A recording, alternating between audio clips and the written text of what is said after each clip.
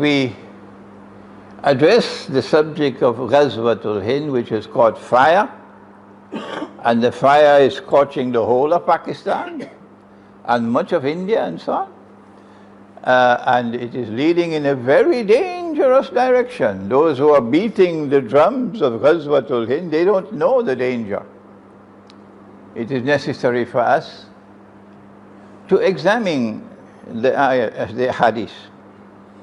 And it cannot be done by schoolboys who take US dollars and state-of-the-art weapons from Santa Claus to go and wage their bogus jihad here and there and everywhere. And they got only peanuts in their head. Those are not the ones to study these alleged hadiths and determine what is their status. No, that is to be done by those who have knowledge, and they don't have knowledge when they jump on the wagon of Santa Claus to wage their jihad.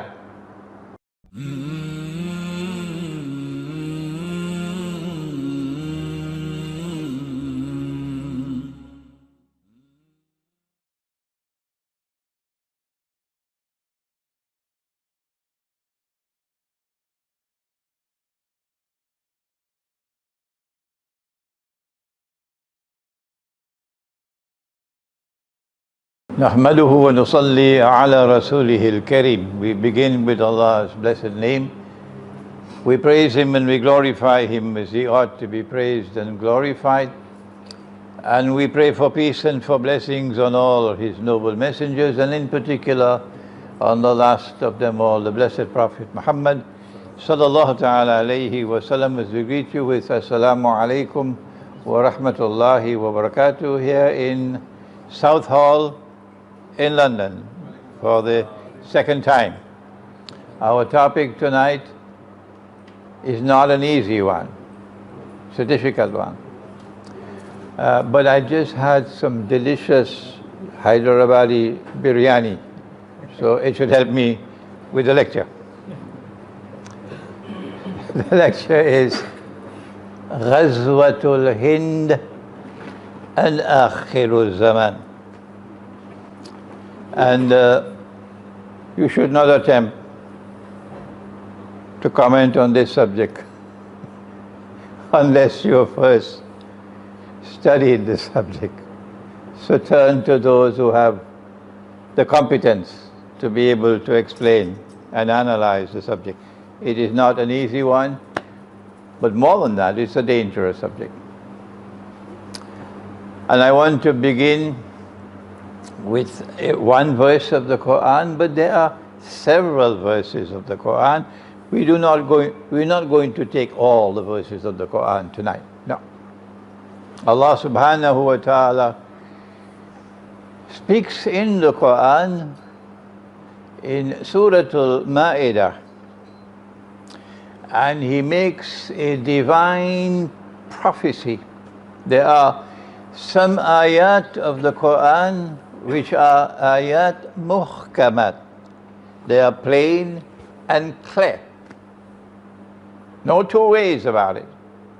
And there are other āyāt which are āyāt mutashabihat, and they have to be subjected to something called ta'wil, interpretation. But no matter who you are, if you interpret the Quran, only Allah can confirm that your interpretation is correct. So you cannot interpret the Quran and use that to divide the Ummah. You cannot interpret the Quran and use that to build a sect. No. When you interpret the Quran, you must be humble enough to say, Allahu A'lam. Allah knows best. But you should never interpret the Quran unless and until you are convinced in your heart that what you are offering as an interpretation is credible. This is not an ayah mutashabiha. This now is an ayah muhkama.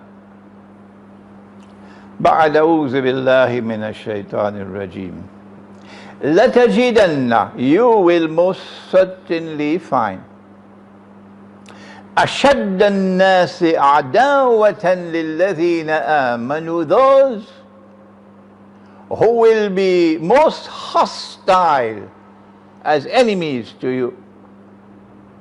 Now, when the Quran is being revealed, and in time to come, fa'al mudariya.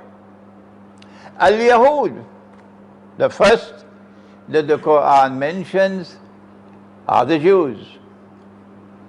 The term Yahud was never used prior to that effort to crucify the Messiah.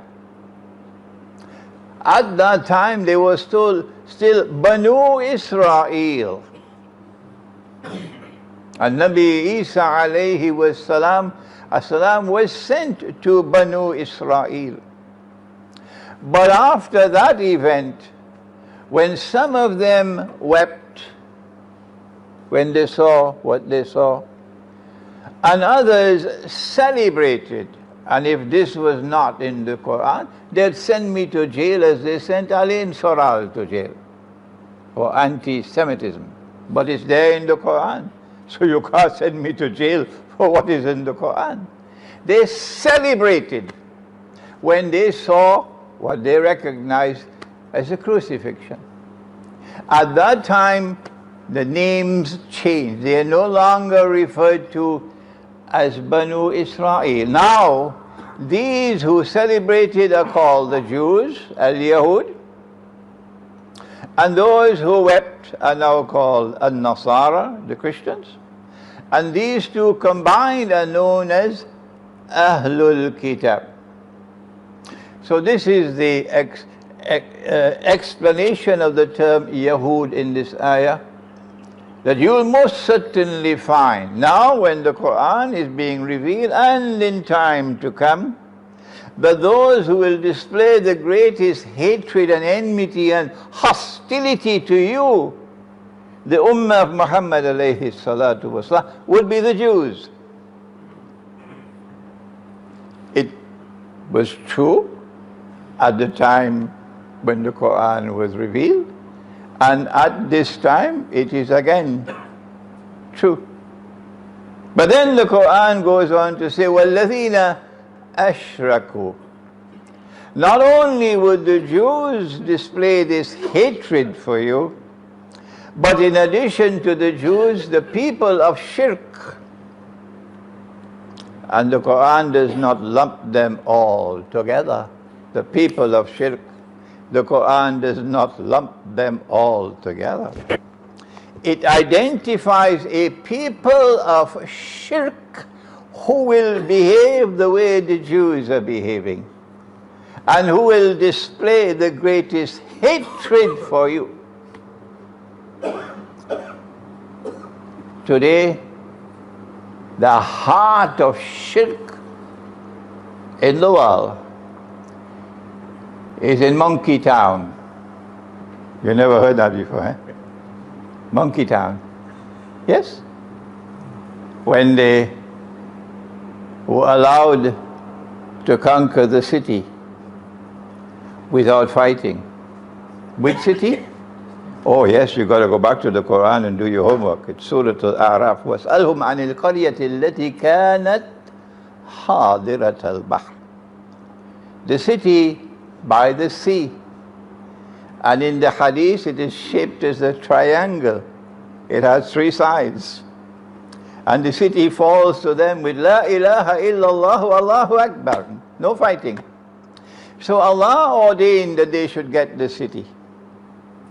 And then they are Banu Israel, they are Christians, not Jews, because the Jews are now scattered. وَقَطَعَنَاهُمْ فِي الْأَرْضِ أُمَمٍ. They are not allowed to come into one city, not the Jews. So they are Christians. And they have to observe the Sabbath, which is Yawm al-Sabt, or what they call Saturday, and you're not allowed to work, so you're not allowed to fish. And then Allah tested them. He sent the fish, big like this, And they're jumping, you can see them jumping on the day of the Sabbath. And then every other day of the week, no fish. So they're being tested. And some of them said to themselves, we don't care 2 peanuts for the law. No. And they went fishing. And they're still fishing to this day. To this day. And another group said, listen, Allah will punish you, beware. You violate the law. And a third group who had spiritual insight, basira, they said, why bother to warn these people? They have gone past the point of no return. There's no turning back for them. They have abandoned the deed. And those who went fishing, Allah punished them. And He said, Kunu kiradatan khasi'in. Be apes, despised. But a human being, insofar as the Quranic guidance is concerned, I'm not talking about Hollywood or Disneyland, I'm talking about the Quran. A human being cannot be transformed into an ape. A human being remains a human being until Judgment Day. Nor is there something despicable in the way monkeys live. They don't put on clothes, they're naked, and their bedroom life is in the public, but that's fitra. So what does it mean? Be apes, despise. It means that people who ought to live like human beings are now punished by Allah to live like apes, with a preference for public nudity and nude beaches, and appearing in public naked and almost naked, and also bringing their bedroom life into the public. That is the modern Western world.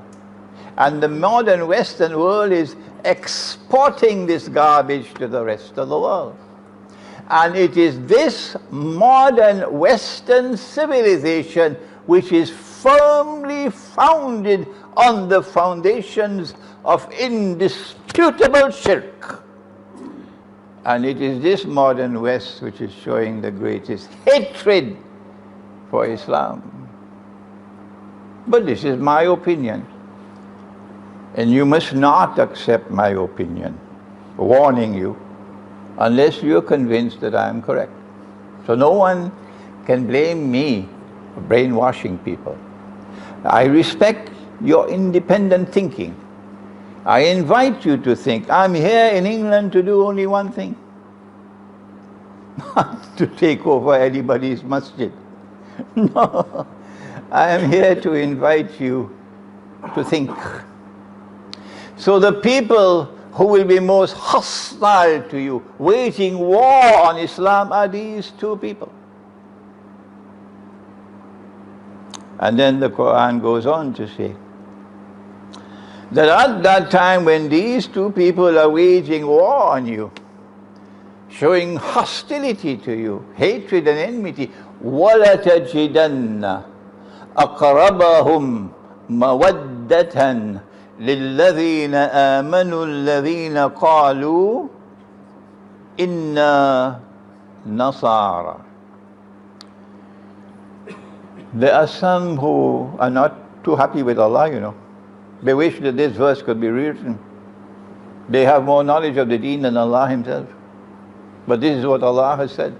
And you will most certainly find at that time when the Quran was being revealed, remember Abyssinia, remember the niggers of Abyssinia?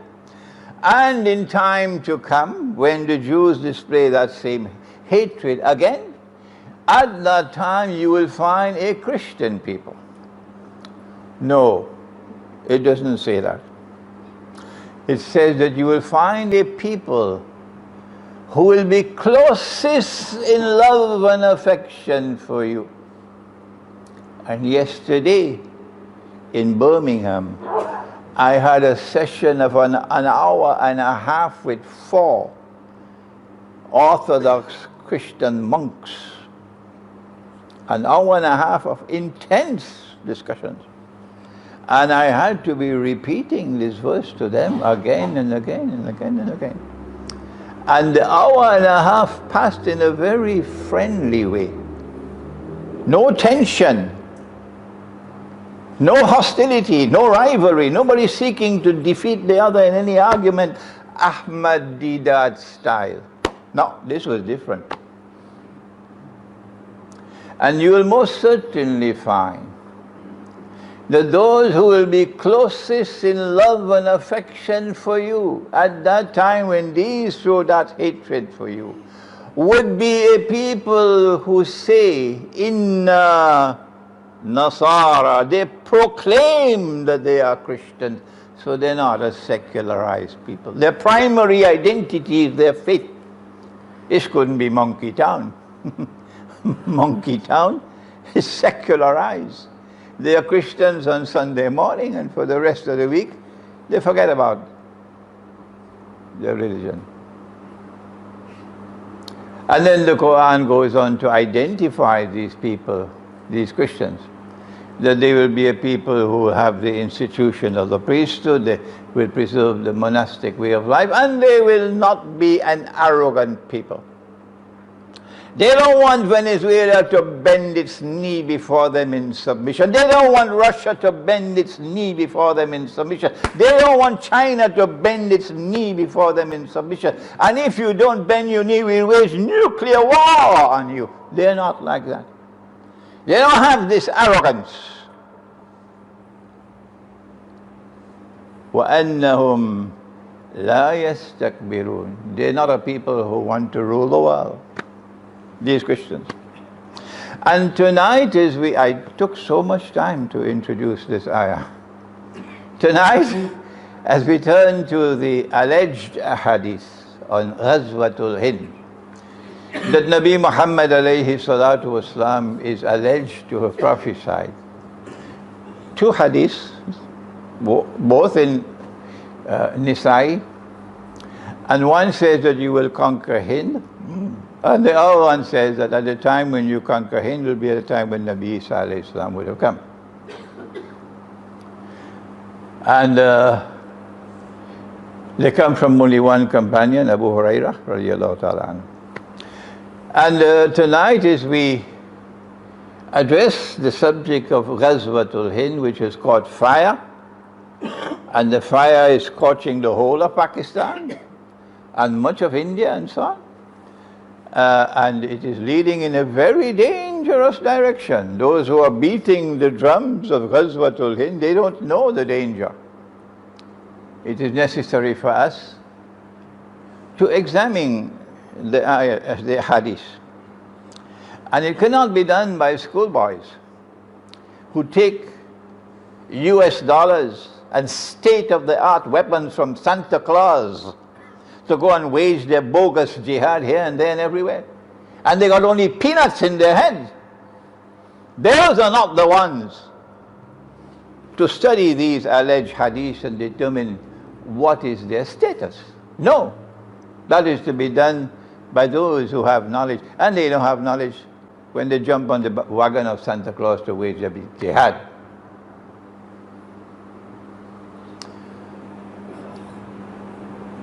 Who is Hind?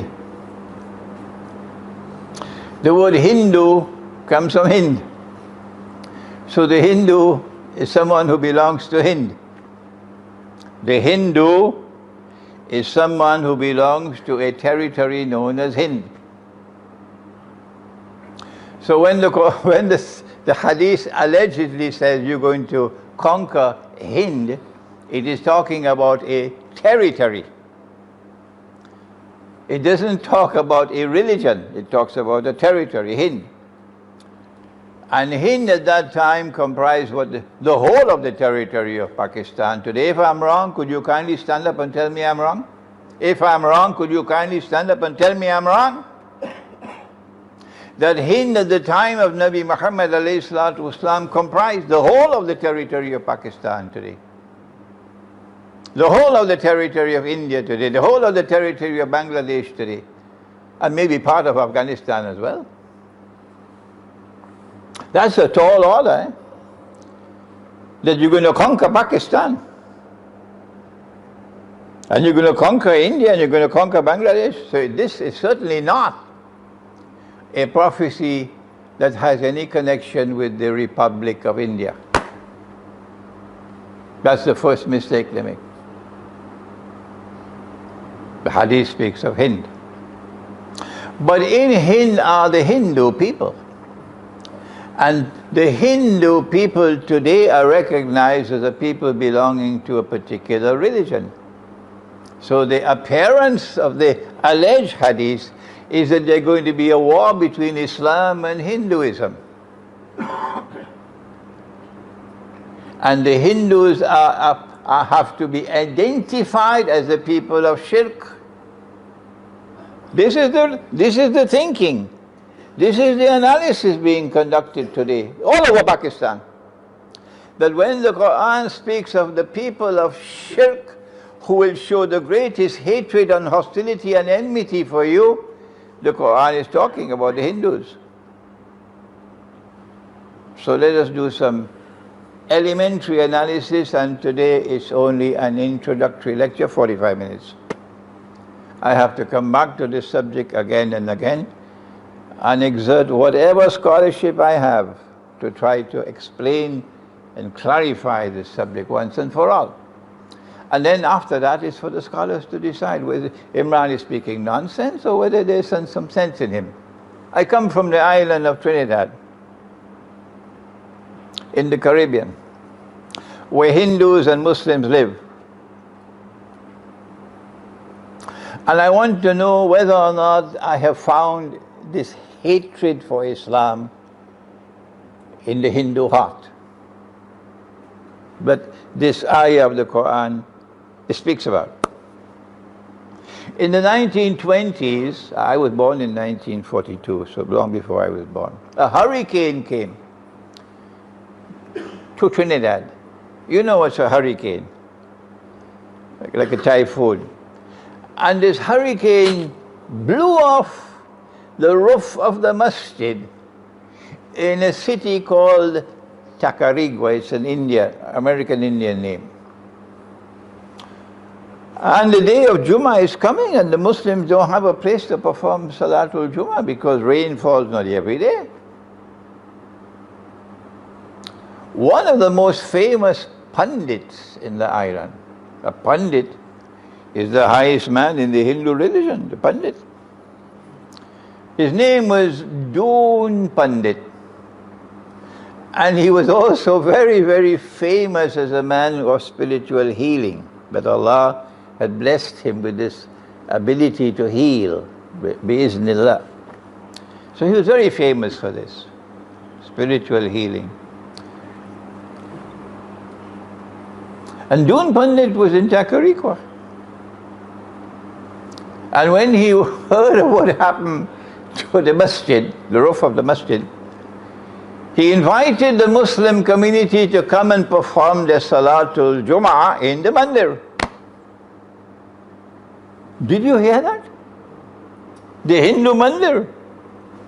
So the Muslims said, Pandit ji, how can we perform Salat in your mandir when you have all these murtis, these idols?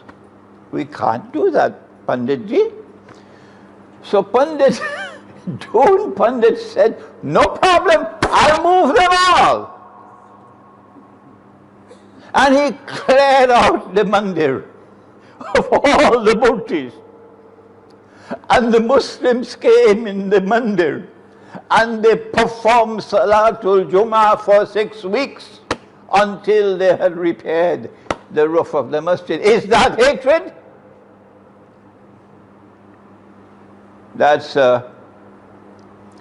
something to think about. This is not a normal Hindu. This is not an ordinary Pandit. This is the most famous Pandit in the land. He got into trouble with his own people.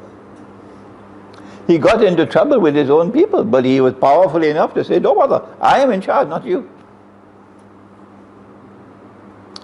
And I want to leave now this individual case to turn to a collective case, which is just yesterday. The British were leaving India. And they were leaving behind a Hindu people and a Muslim people. Prior to British rule over India, the Muslims had ruled over India for hundreds of years. The Hindus never invited them. And the Hindus were not at all happy with Muslim rule over India. Up to this day, they're not happy. It still pains them very much. Muslim rule over India was not a rule was established on the basis of the guidance of the Quran, but in fact it was in conflict with the Quran. Muslim rule over India was in flagrant conflict with the Quran. When the British were leaving India, there was consternation in Muslim ranks. What are we to do? And the Muslims decided to establish a movement called the Khilafat movement. And all of India, the whole Muslim community of India stood solidly behind the Khilafat movement. Never before in the history of Islam in India have you ever had a movement like this that captured all the people. The Khilafat movement. And the Khilafat movement, while it was focused upon the preservation of the Khilafah in Istanbul, was primarily directed towards getting the British out of India. That's the primary purpose. The Khilafat movement, listen carefully to my words. And if afterwards you're annoyed with me, never mind, we'll be friends later. The Khilafat movement was led by men who knew Islam and who lived Islam. Pakistan has never been led from day one to this day by men who know Islam and who live Islam. The All India Muslim League was never led by men who knew Islam and lived Islam. But the Khilafat movement was led by these men. What about the Hindus?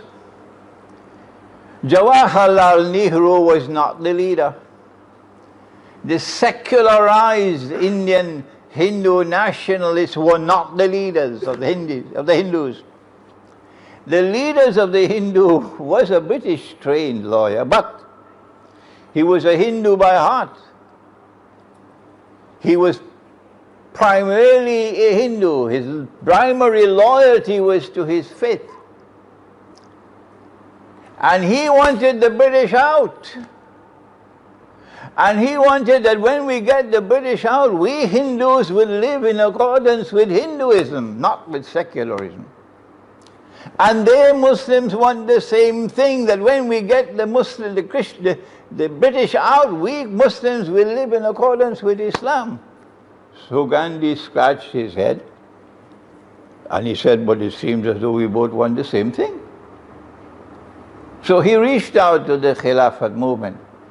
And I have to tell the Pakistani today what he doesn't know, because he's forgotten it. His smartphone is making him foolish.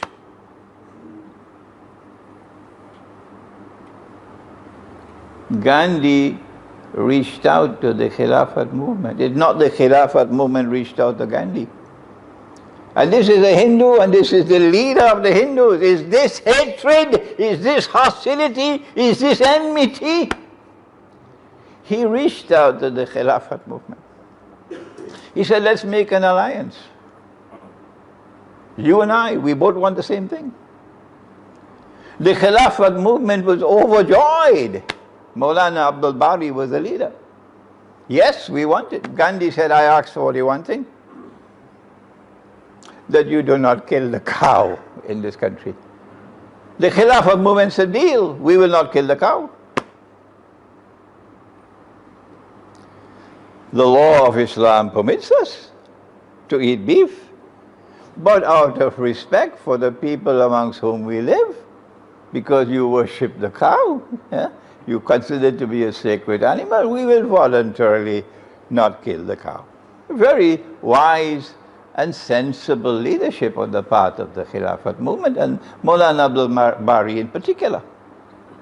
And so an alliance came into being, a Hindu-Muslim alliance against the British. And in the whole history of Western civilization, there's never been a more powerful resistance to Western rule than the alliance of Muslims and Christians in India. This does not appear to me to be a people filled with hatred and enmity and hostility for Islam at the time when the Jews are doing that. No. And if the rug had not been pulled out of the feet of the Khilafat movement when they got Mustafa Kemal to abolish the Khilafah. And I know you're going to be annoyed with me, but I have to say what I have to say. Dr. Muhammad Iqbal also played a critical role in the collapse of the Khilafat movement. And as a consequence of the collapse of the Khilafat movement, the All India Muslim League was able to take over. And today you have a secular state of Pakistan, not what Muslims wanted. When the Muslims established the Khilafat movement, they wanted that Muslims, after the British had left, we should be able to live in accordance with Islam. And today you have I know you're going to be annoyed with me, an Islamic Republic of Pakistan which should better be renamed as the Islamic Republic of Shoeshine Boys of Muhammad bin Salman. Yes. An Islamic Republic who, despite the fact that we sent a message to them, we explained to them the Quran, we explained to them what Nabi Muhammad ﷺ has said, and they don't care 2 peanuts, they're still going to the IMF for a loan. Is this the Pakistan that's going to wage war on India in Ghazwa Hind, and Allah will come to help you to conquer the whole of India? This Pakistan that Allah speaks of and He says, I'm waging war on you, this is the Quran. This Pakistan who lay out a red carpet for Muhammad bin Salman, for Saudi Arabia, that is lusting for war with Iran. Yes, lusting for war with Iran, knowing that the day that war begins between Saudi Arabia and Iran is going to have civil war in the world of Islam. Sunni and Shia fighting each other. And who will laugh? The state of Israel will laugh. And once there is civil war between Sunni and Shia in the house of Islam, goodbye to Pakistan. Pakistan will evaporate in smoke. And you still go and lay out a red carpet for Muhammad bin Salman? Whereas on the other hand, you should be showing more respect for Iran. Yes? What does the Quran tell us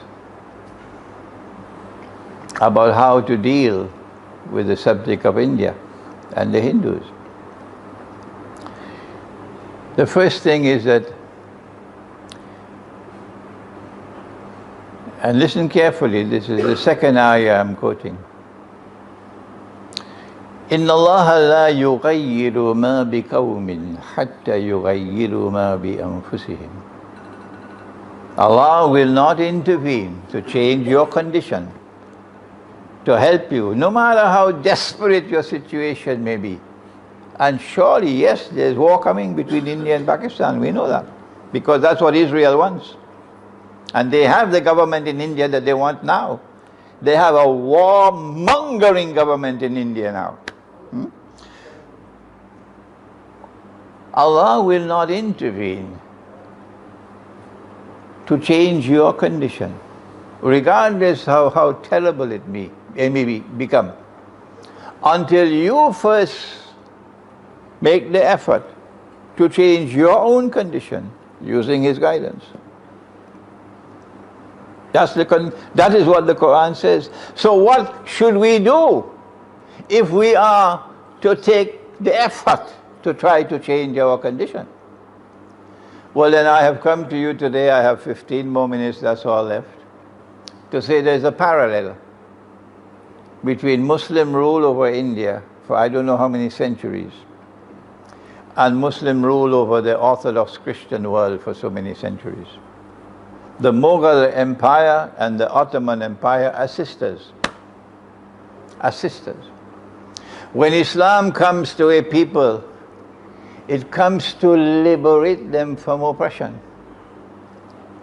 And once Islam has come, the people respond with joy and affection, opening their hearts and opening their homes for Islam, and welcoming Islam.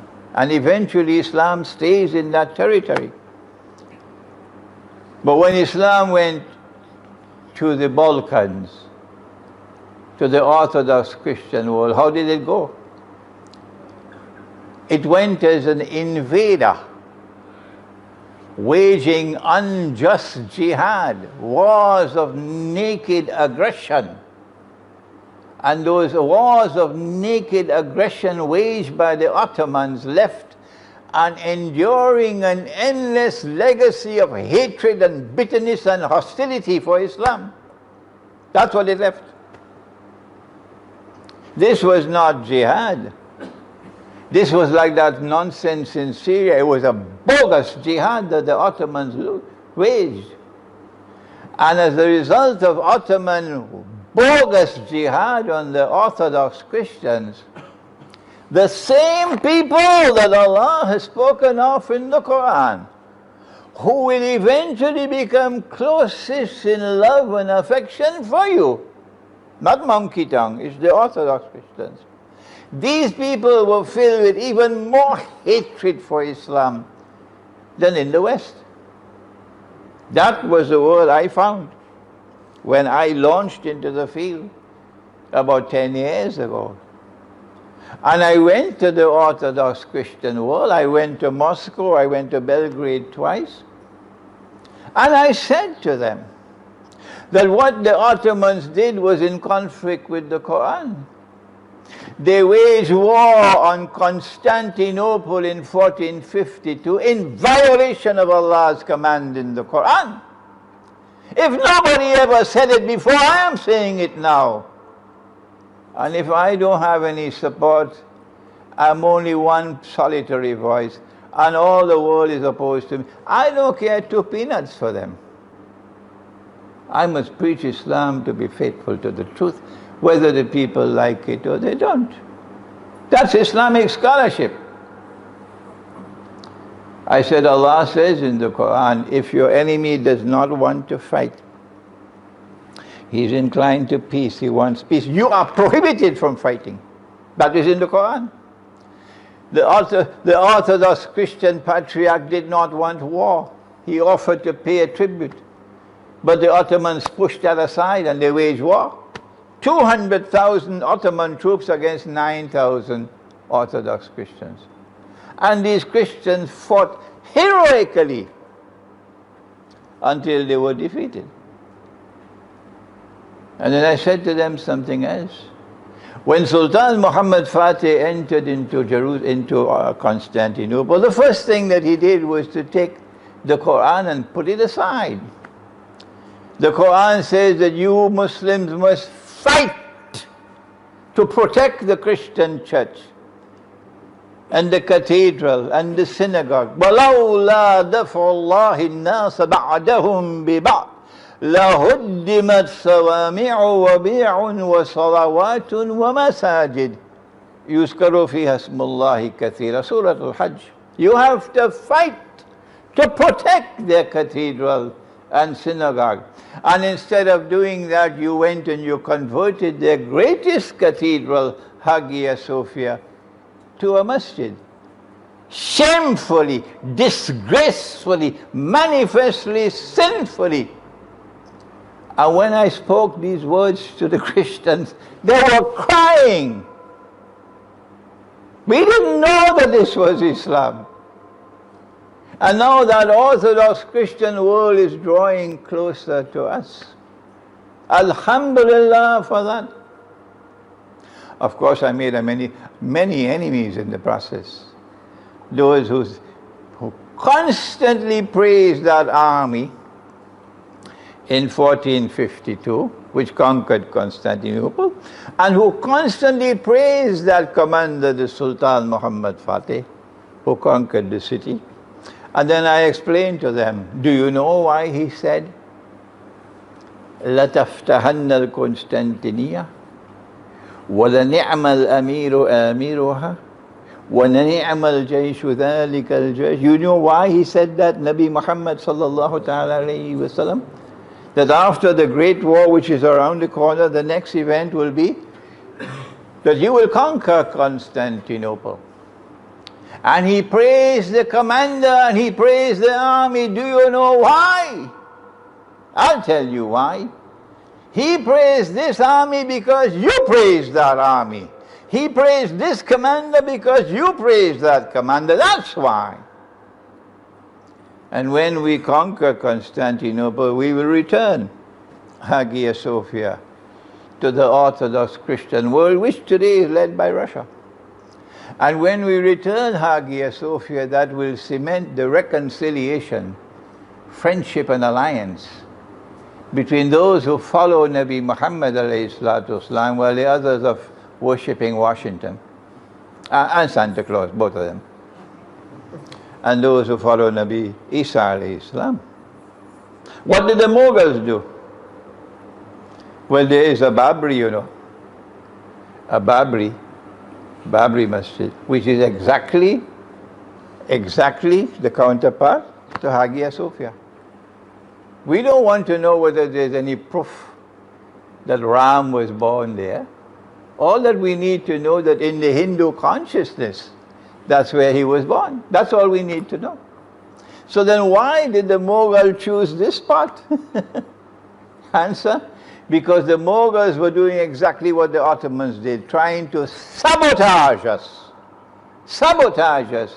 So we'll end up in this mess in which we are today. The first step on the road that comes from the Quran, if we are to change our condition, is not to beat the drums of Ghazwatul Hind. That's the road to destruction. The first step on the road, if you are to follow the guidance of the Quran, is to recognize that Muslim rule over India was like Ottoman rule over the Orthodox Christians. It was unjust war, bogus jihad. That's the first step of the road. I don't know any government of Pakistan which could do that. None. I don't know any armed force in Pakistan which could do that. None. It is the scholars of Islam who must show backbone and courage and intellectual insight. And we have to recognize that Muslim rule over Hindu India was unjust. We have to apologize to the Hindus for that.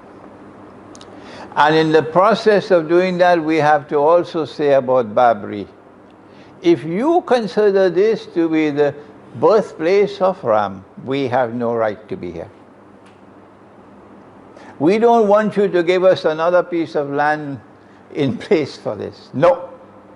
In the same way that Maulana Bari said to Gandhi, we're not going to kill the cow anymore.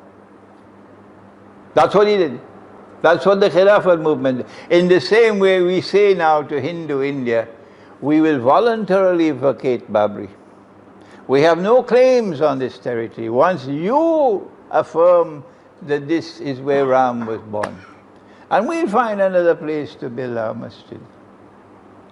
If you do this, and if you recognize Muslim rule over India to have been unjust and you apologize for it, those who have hatred in their hearts for Islam and who establish their wicked alliance with Israel and are preparing for war on Pakistan, they would be in consternation. They wouldn't know what to do, because you're now appealing to the hearts of all the Hindus who are like Pandit, Doon Pandit, who don't have that corrupted heart. I'll tell you another story in the 5 minutes that I have, because this is my lecture for today. This is the strategy, not Ghazwatul Hind. I was 21 years of age.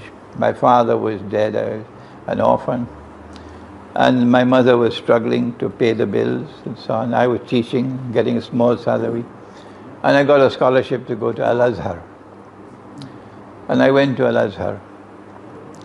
And I was disappointed, because I didn't find the kind of scholarship that I got from Maulana Fadlur Rahman Ansari when he visited Trinidad. I was 18.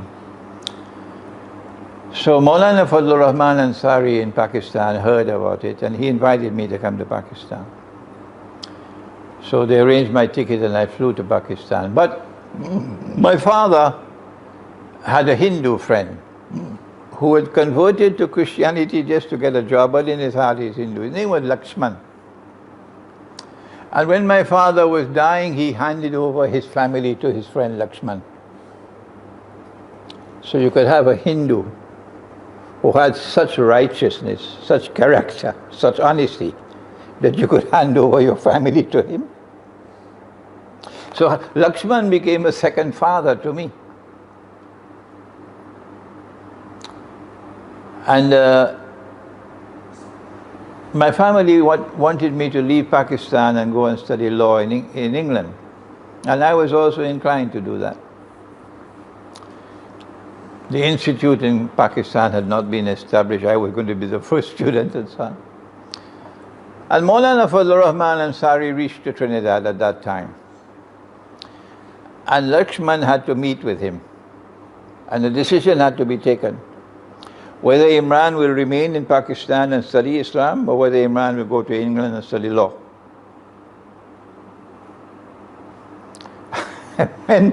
when Maulana Fadlur Rahman Ansari convinced that Hindu man, he then gave permission. He said, no, Imran will remain in Pakistan and study Islam. As a result of which, I'm here today. Is this hatred? Is this enmity? Is this hostility? That your scholar who is sitting here today is sitting here to me because a Hindu gave permission for me to study. I have to end now. It's time for the azan. But I've ended this lecture on this note, that this Ghazwatul Hind hadith is going to add salt to the wound and make the Hindus hate you even more than they already hate you.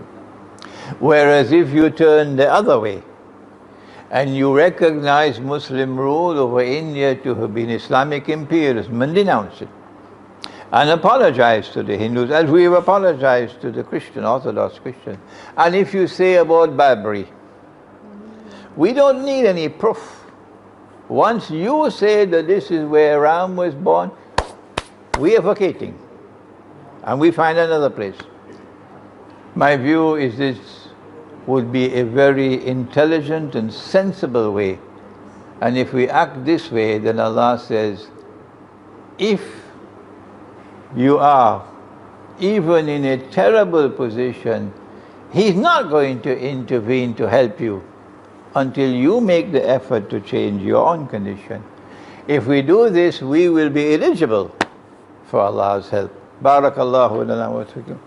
ربنا تقبل منا إنك أنت السميع العليم وتب علينا يا مولانا إنك أنت التواب الرحيم برحمتك يا أرحم الراحمين. After Salatul Isha, we can have question and answer. It's a very, very important lecture, and it's going to be viewed by many, many, many people. And so the question and answer session will also be of great interest to them. Since we have only one microphone, I want you to come close to me when you ask your question so I can repeat the question, so that those viewing this video in Pakistan, in India, in Bangladesh will be able to know what the question was. But in addition to that, I would like you to give your comments as well, so people can hear what you've said in other parts of the world, okay? This is going to be viewed by many, many people, because this subject is very critically important at this time. So not only questions, but also comments, but because it's already so late, try and make them brief. First question? Yes. Come close. Assalamu alaikum, Sheikh. Wa alaikum salam. I listened to your lecture on YouTube. I'm very impressed with it. So, just a question that when you said Sunnah Nasai, that the Hind will be conquered by Muslims. So according to you, it's not the Mughal Empire. I want to know who's the Muslim ruler that's going to rule India. The question is that the hadith speaks about Muslims conquering India, and I dismiss the view held by some that this prophecy or this alleged prophecy was fulfilled at the time of the Mughal rule over India for many centuries. So he's asking me, which people is the hadith referring to? The hadith in the second hadith says that the conquest of India will take place at the time when Nabi Isa alayhi salam will be here.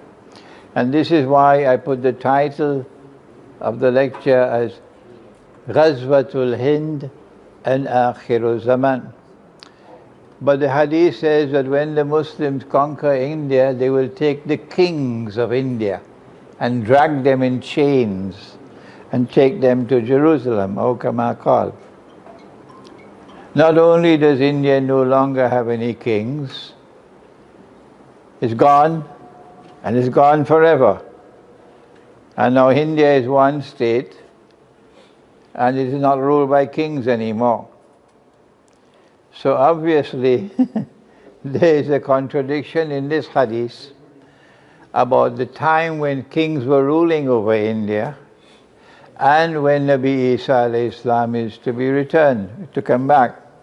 I consider this to be part of the evidence that this is a fabricated hadith. Any more questions? Yeah? I want your comments as well. Huh? Then you come and use my microphone and make a comment. Yeah. Over the past few months, we have seen the attacks beginning from the attack in Christchurch. If I am here and you are there and I can't hear you, my hearing is bad. Come closer. Yeah, my question is that since the attack in New Zealand in Christchurch, a series of attacks have happened across the world, especially in synagogues and churches, and then the recent most in Sri Lanka as well.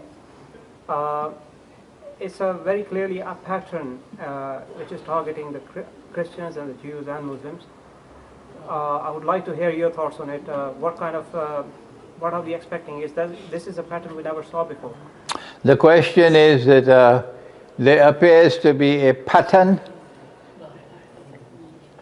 in the attack, the terrorist attack on the masajid in New Zealand, and again repeated in the terrorist attacks on Christians in Sri Lanka. And what is my comment on this subject? I hold the view that there was a mastermind at work behind the New Zealand attack, and that mastermind was hoping that there would have been hundreds who would have been killed, and as a consequence of the manifesto which was conveniently published just before the attack, which mentioned Hagia Sophia, that they hoped that the attack in New Zealand would have brought millions onto the streets of Turkey and given the Turkish government an excuse to reopen Hagia Sophia as a masjid. But they planned their plans and they did not work out. And the government of Turkey is still fishing for an excuse that could allow them to reopen Hagia Sophia as a masjid and not cause Russia to break diplomatic ties with them.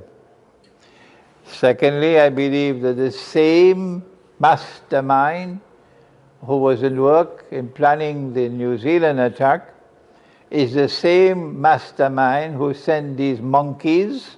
They're not shuhada, they're monkeys, to do what they did in Sri Lanka. They have only peanuts in their head, like all the others who went to wage their bogus jihad in Syria. They got only peanuts in their head. And they don't have shuyukh, they don't have scholars with knowledge who can guide them. So this same mastermind was at work in Sri Lanka, and the plan is to try with these terrorist attacks to sabotage reconciliation, friendship and alliance between the world of Islam that follows Nabi Muhammad alayhi salatu wasalam, not those who have a Qibla in Washington, and the world of Christianity which Allah recognizes, not you, but Allah recognizes to be following Nabi Isa alayhi salam. And these two worlds of Islam and Christianity must not be allowed to reconcile and to establish friendship and alliance, because that will seal the fate of Israel. That's my view of the subject. Any comments as yet? Nobody wants to comment? Yes.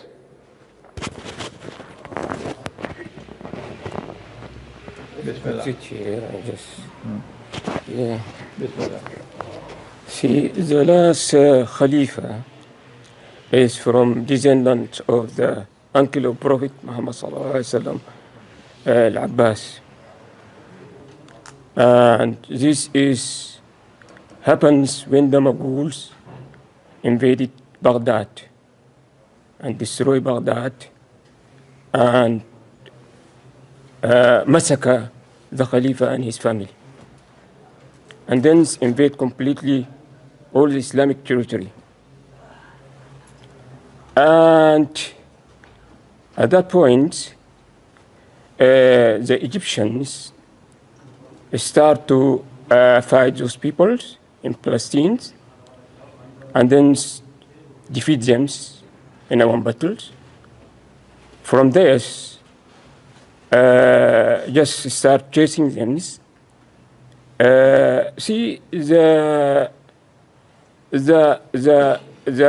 the Khilafah weakens, they came attack from two sides. From Mughal, those are atheists. They came from top of Mongolia, up China, and they took all Indians, Persians, Irans, Middle East, and then they move up to Europe until Gaugas, Moscow, and all this part. Part of Europe also. And also we're facing attack from the Christians. They want to take the Palestinians, and already taken the Palestinians. And then Salah ad-Din Ayyubi start for them and defeat them. Anyhow, the Osman empires, those are nomad peoples, nomad family, and start supporting the warriors, very tough. They're not religion peoples. The Arab peoples are knowledgeable and religious, but those are nomad peoples. They join the Islams and start to become warriors and support Salah ad-Din Ayyubi family to fight the Mughal. And the Khalifa of Ayyubians, he was last Khalifa because he hasn't got children, so he passed this to the Ottomanians, to those people, because they are warriors and so on, and they are top generals. And then those people, they took over and start fight back the Mongolians and also the Christians, and they push them back until they opened the Constantines, now is the Turkey, and then they move up to the Moscow and all these the Gaugas areas. What happens? See, the Europeans is they are barbaric peoples before the Christians. Respond this one, please. It's too long now. Yeah. Just. What I want to mention is about he mentions he went the Sheikh. He says that he went to Moscow, and he made because in Moscow there is the Orthodox church there. Those are Orthodox. And here in Vatican there is Catholics. And in England there is such kind of called Protestants. It's just in England. See, those Christians religions, they are not part of power in the state, because the state is being separated from the religions, are running by corrupted monarchies. So when the Muslims, when the Osman fight those peoples, the Westerns, they fought the corrupted monarchies. They are not Orthodox, they are not Catholics. Okay, thanks very much. See, Sheikh, can you respond, please? What is your question? see my question is that, my question is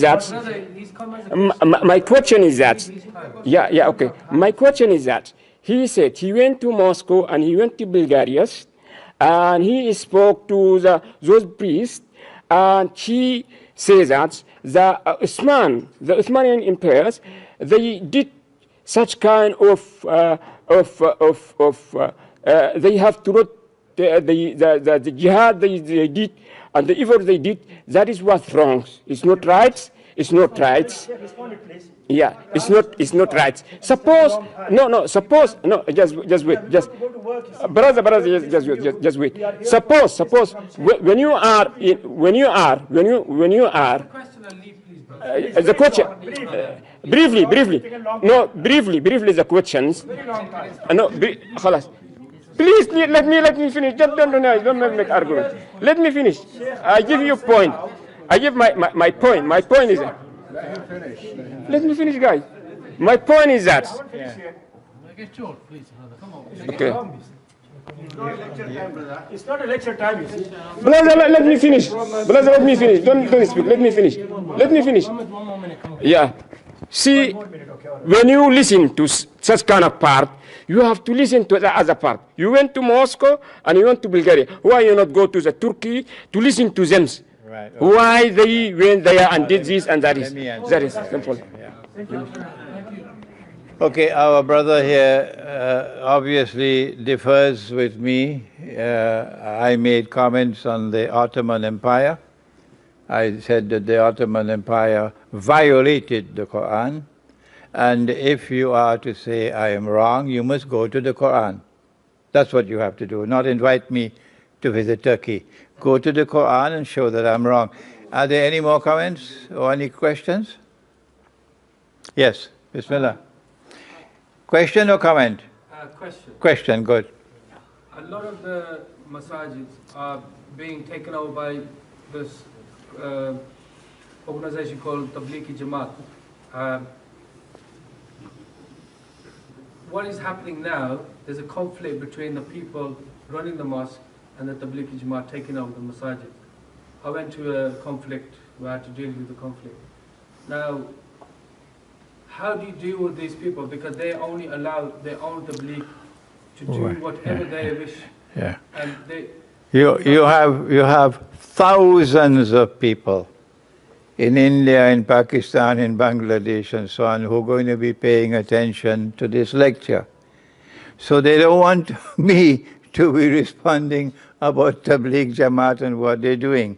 So kindly either pose a question pertaining to the subject, or better than that, offer a comment on the subject. Yes? You talk about the reconciliation between the Hindus and Muslims. 1 second. You saying something? No, he's just telling him something. Oh, well, please be soft. Yeah, be soft. Allow him to speak. Yeah, okay. You talk about the reconciliation. Of course, we should reconcile all the religions. We should. No. You misunderstood me. I quoted, the question is, that did I speak about reconciliation between Muslims and Hindus? No.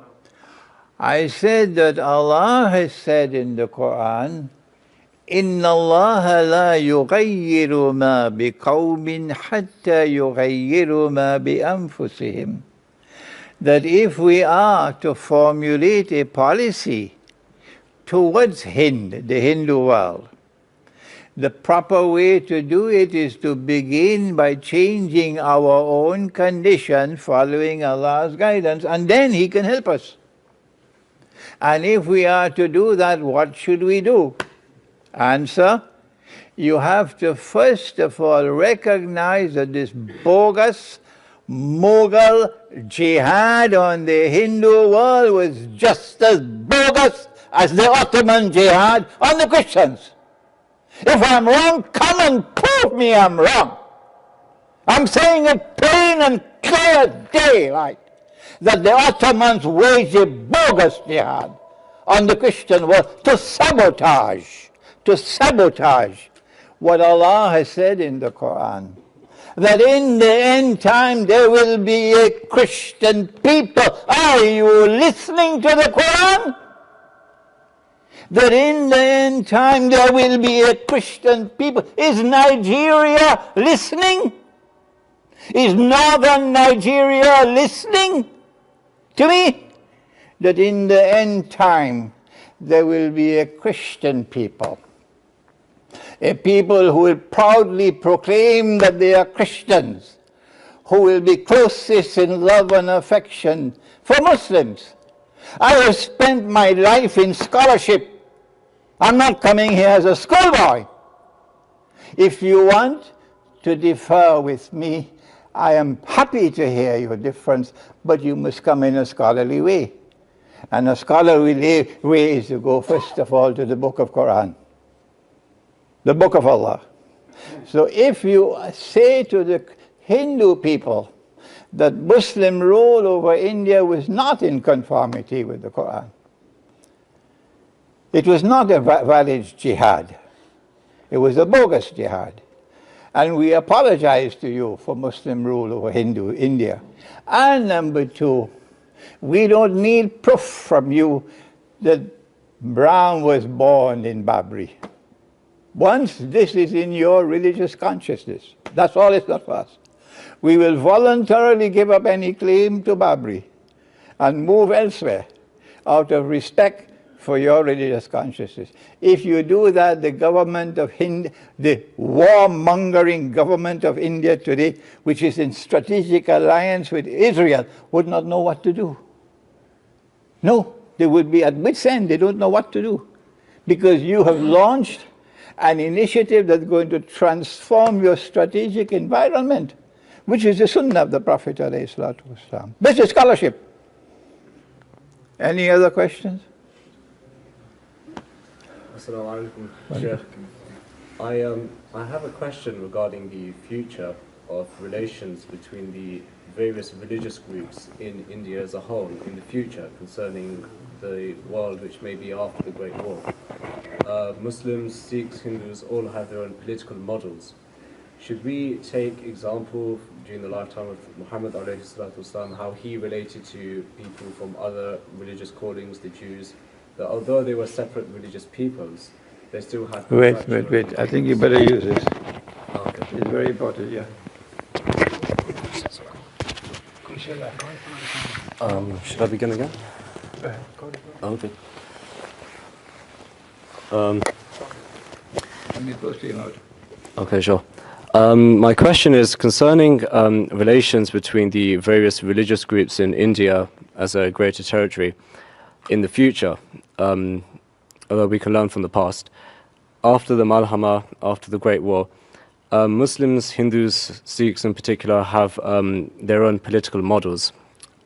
Although people can try to do gymnastics and how they want to relate to each other and things like that, if we look at the life of Muhammad alayhi salatu wasalam and his example, when he went to Yathrib, also known as Medina, he drew an agreement with the Jews who were living there, which would enable them to respect each other, to be able to live as their own communities with their own religious laws, but also to coexist peacefully. Can we share the same markets, or can Hindus and Sikhs govern themselves and Muslims govern themselves after the war? Is this something we should look to? I have a very pessimistic view. Yes. I don't see any hope. The only way I can see hope is if the ulama, the scholars of Islam, emerge to guide the people. And I'm not seeing that. I'm seeing them with boxing gloves fighting each other Deobandi, Brelvi, Shia, Sunni, Sufi, Salafi boxing glove going on. So what I'm expecting is that yes, India is going to launch a war on Pakistan. I'm certain of that. And they'll do it on behalf of Israel. And when they launch the war on Pakistan, their objective is to denuclearize Pakistan. So Pakistan will not have a deterrent capacity, military capacity. And if Pakistan does not have that, no Muslims will have it, none. And having denuclearized Pakistan, it doesn't matter to them if millions of Hindus have to die in nuclear war, it doesn't matter to them. They will then break up Pakistan into bits and pieces.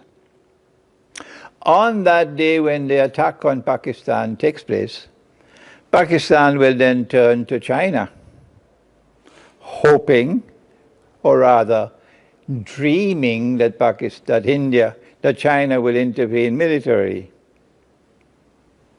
But China will not, unless Russia does. Let me repeat that, so Islamabad will hear me. China will not intervene militarily in Pakistan unless Russia also does it. Because China is not going to take on NATO by itself. No. But if Russia agrees to intervene, then China is there with Russia. Will Russia intervene? No. The Russians are not fools. The Russians can distinguish between, let me not say this, all right, let me keep this out. The Russians are not fools. The Russians are not fools. Russia is conducting the best foreign policy in the world today.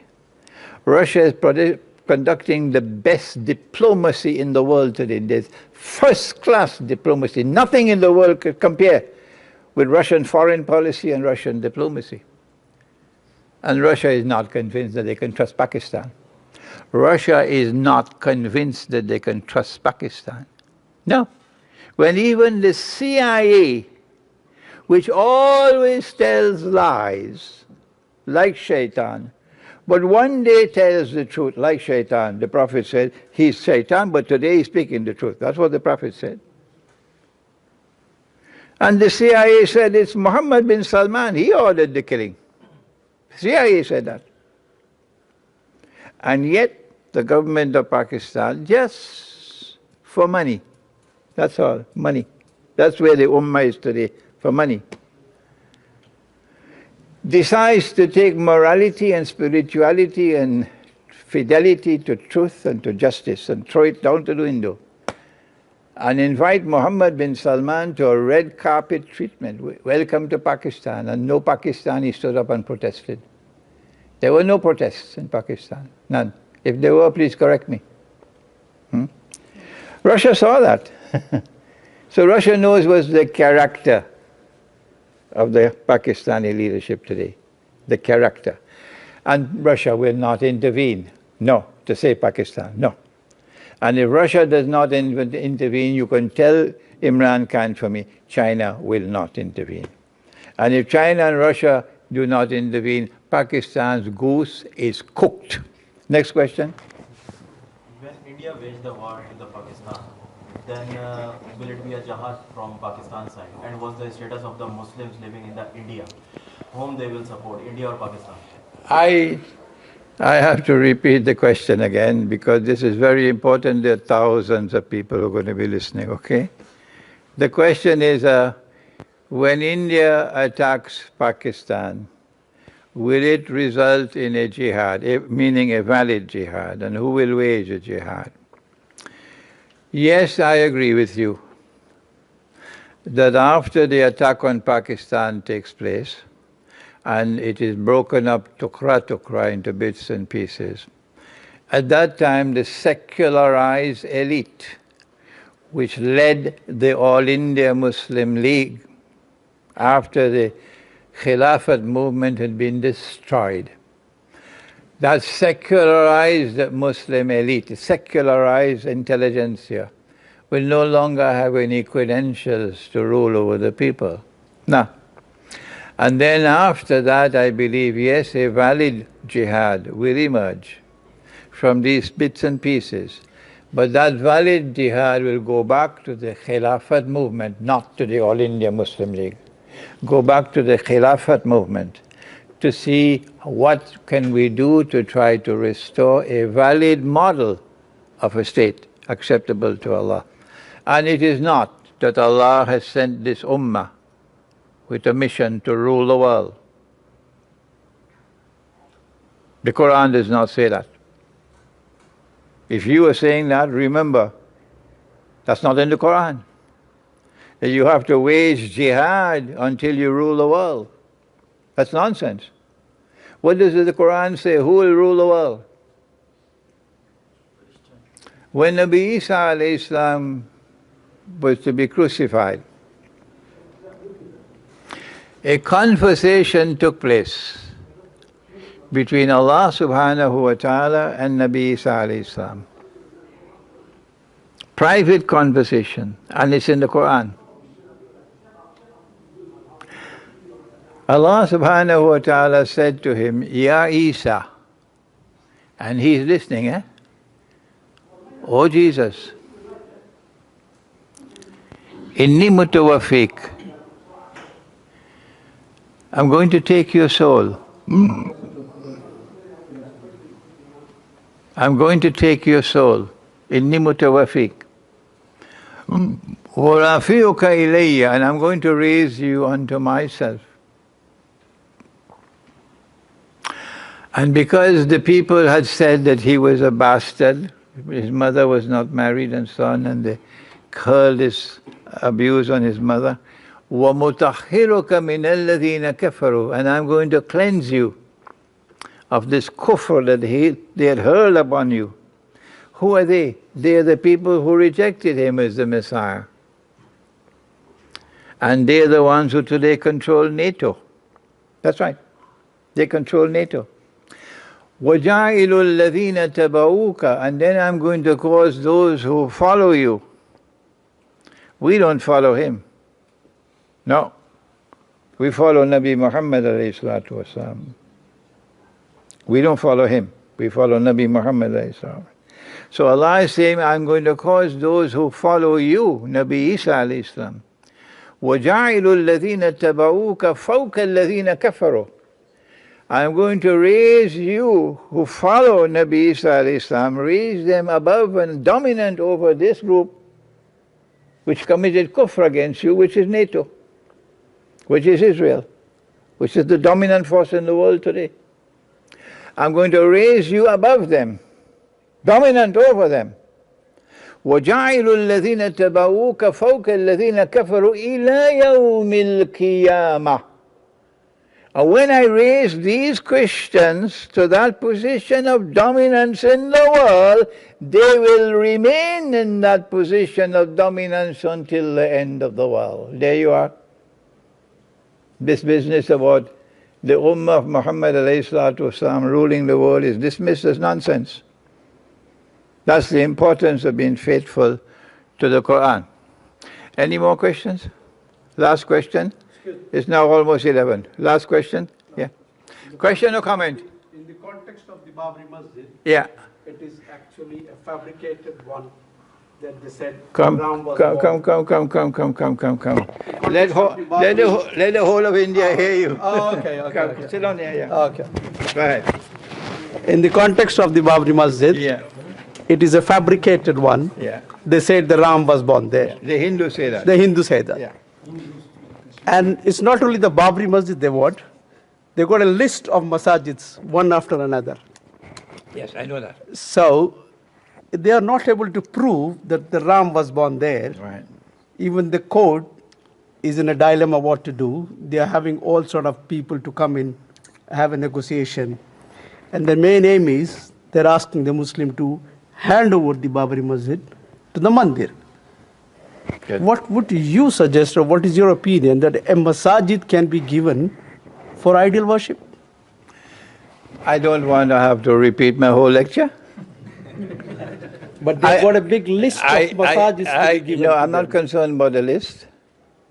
I'm concerned about doing what is right.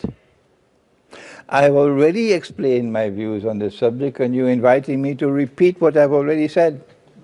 Yes? There's nothing more to say. This is my view, and you don't have to accept my view. Remember that. Unless you're convinced that I'm correct. If this is not acceptable to you, you can continue fighting with the Hindus over Babri. Okay, and you can continue with your drum beating of Ghazwatul Hind, and then see what's going to be the end result. Wait and see. Okay? Yeah. Now, it's already almost 11 o'clock. Shall we take one more? Where's the Imam? Okay, one more, but that's the end, okay? Yeah. Normally we see that the Zionism very well integrates into certain parts of, they call them Christians. So, but now we are very clearly seeing that Zionism also integrates with Hinduism. And in Pakistan there is a commonly used term called Hindu Zionists. Why is this something which is not widely recognized, that the riba and the business of riba is historically being a part of the Hindu society for a long time, as same as it was in the part of Jews? You have asked a question. You want to know why is it that we do not recognize that the whole Hindu world today, that's what you said, the whole Hindu world today, all the Hindus are Zionists, all of them. And all the Hindus are in alliance with Israel, and they're all in alliance because of also their attachment to riba. And why we don't recognize it? I don't recognize. I do not recognize that the entire Hindu world is like the Jewish world today. I spent a long time in this lecture trying to impress upon you that the Hindu world cannot be described as the same as the Jewish world and the Western world. This is hostile to us, the Jewish world and the Western world. But I gave you ample evidence that this was not true of the Hindu world. Should I repeat the lecture? And you were sitting right in front of me. I gave you the spectacular example that just yesterday, when the British were leaving, the Hindus were united behind a leader. And it was not secularized Hinduism. It was a genuine Hindu leader who believed in Hinduism, who lived as a Hindu. And he led them. Undisputed leader. They even give him the name Mahatma Gandhi. He was their leader, not ours. And it was he who reached out to the Muslims for an alliance. Is that evidence of hatred and enmity and hostility and alliance with Jews? It's not. It's not. And therefore, if you follow a sensible, intelligent policy based on the guidance which is in the Quran, you can bring about change in the public consciousness in India. And there will be large numbers of Hindus who will now begin to say, but this is a new face of Islam we are seeing. We never saw this face of Islam before. I just heard that from the Christians in Birmingham yesterday. The 4 monks. They said, this is a new face of Islam we are seeing from you. We didn't see it from the others. And they responded to me with respect and affection. That's how they treated me yesterday. That's how I was treated in Belgrade. That's how I was treating in Roscoe. And I am not in any way to apologize to you for my going to Moscow or going to Belgrade. I am doing what a scholar should be doing. To say to the Orthodox Christians to call a spade a spade. If no one did it for 600 years, we should still do it. Okay? If you do that with India, follow an intelligent policy, you can bring about a change in the strategic environment. which the Indian government would not like at all. We've had a very interesting event today, and we have some good question and answer session, and I want to thank you, and I thank the masjid for the invitation.